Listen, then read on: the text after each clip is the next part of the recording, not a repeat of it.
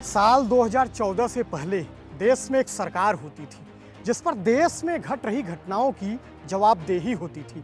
मगर 2014 के बाद से सरकार का काम केवल घूम घूम कर फीता काटना और चुनावी रैलियां करना भर ही रह गया है। देश में क्या हो रहा है सरकार को इससे कोई फर्क नहीं पड़ता।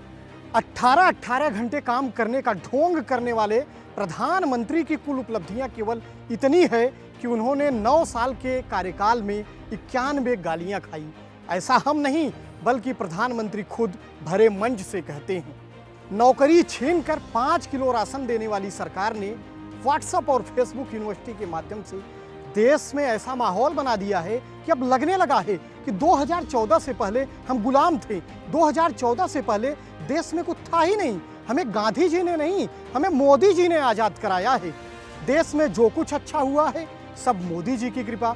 बाकी जो कुछ भी गड़बड़ हो रहा है उसके लिए सीधे तौर पर नेहरू जी जिम्मेदार हैं। जिम्मेदारियों से पीछा छुड़ाने और दूसरों के ऊपर दोषारोपण करने में जितना माहिर प्रधानमंत्री हैं उससे 2 कदम आगे उनके मंत्री।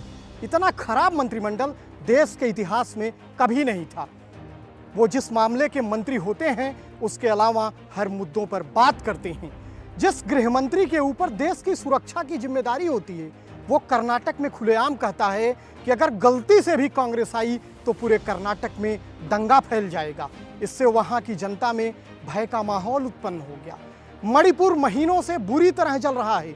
उसको रोकने में अमित शाह सहित पूरी सरकार नाकाम साबित होती है। इससे पहले भी असम, मिजोरम, महाराष्ट्र, कर्नाटक के आपसी विवाद सहित कई राष्ट्रीय मुद्दे पर अमित शाह पूरी तरह फेल रहे हैं।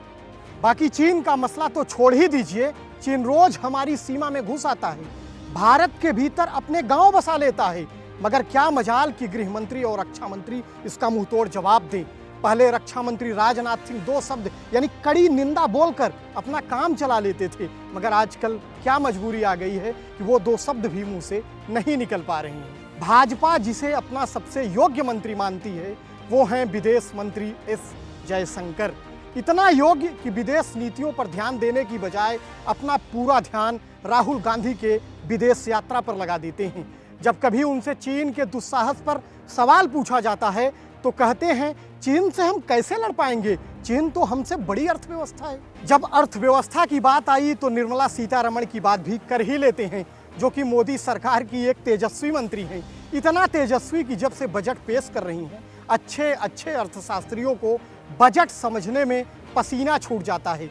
उनसे कहिए कि प्याज के दाम बढ़ गए हैं तो जवाब देती हैं हम लहसुन प्याज नहीं खाते। उनसे पूछा जाता है कि रुपया कमजोर क्यों हो गया तो कहती हैं कि रुपया कमजोर नहीं हुआ है, डॉलर मजबूत हो गया है। ऐसे वित्त मंत्री से अगर आप देश की अर्थव्यवस्था चलाने की उम्मीद करते हैं तो फिर भगवान ही मालिक हैं।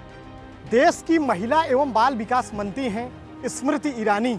ये रूस से लेकर यूक्रेन तक हर मुद्दे पर ज्ञान झाड़ती हैं, लेकिन जब महिलाओं और देश के बेटियों की बात होती है तो बोलना तो दूर ये सुनना भी पसंद नहीं करती हैं। इनकी हकीकत महिला पहलवानों पर हुए अत्याचार के बाद पूरे देश ने देखा। बालासोर रेल हादसे से पहले रेल मंत्री अश्विनी जी रेल की सुरक्षा को लेकर तमाम हवाई दावे करते रहे, मगर हादसे के बाद उनकी भी कलई खुल गई। सरकार द्वारा रेल बजट में कटौती ने कई 100 लोगों को बेरहमी से मार डाला। 1 साल के भीतर 51,000 से अधिक बार रेलवे का सिग्नल फेल हुआ, मगर सबक लेने की जगह रेल मंत्री सोते रहे। ऐसे ही आज से 2 साल पहले जब कोरोना में लोग दवाई और इंजेक्शन के लिए तड़प रहे थे तब तत्कालीन स्वास्थ्य मंत्री हर्षवर्धन मटर छील रहे थे। इसके अलावा गिरिराज से लेकर अनुराग ठाकुर तक और भी कई मंत्री हैं जिनके मजबूत कंधे पर मोदी सरकार के प्रोपेगेंडा को आगे बढ़ाने की जिम्मेदारी है। आप इन मंत्रियों से पाकिस्तान, गाय, गोबर सहित पूरी दुनिया के बारे में कुछ भी पूछ लीजिए, बस उनके मंत्रालय और सरकार के कारनामों के बारे में कुछ मत पूछिए। ऐसे माहौल में आप भी भुखमरी, बेरोजगारी, खुलेआम लूट और तानाशाही के अमृतकाल का मजा लीजिए। बाकी मोदी जी देश को 2-4 साल में विश्व गुरु बना ही दे रहे हैं।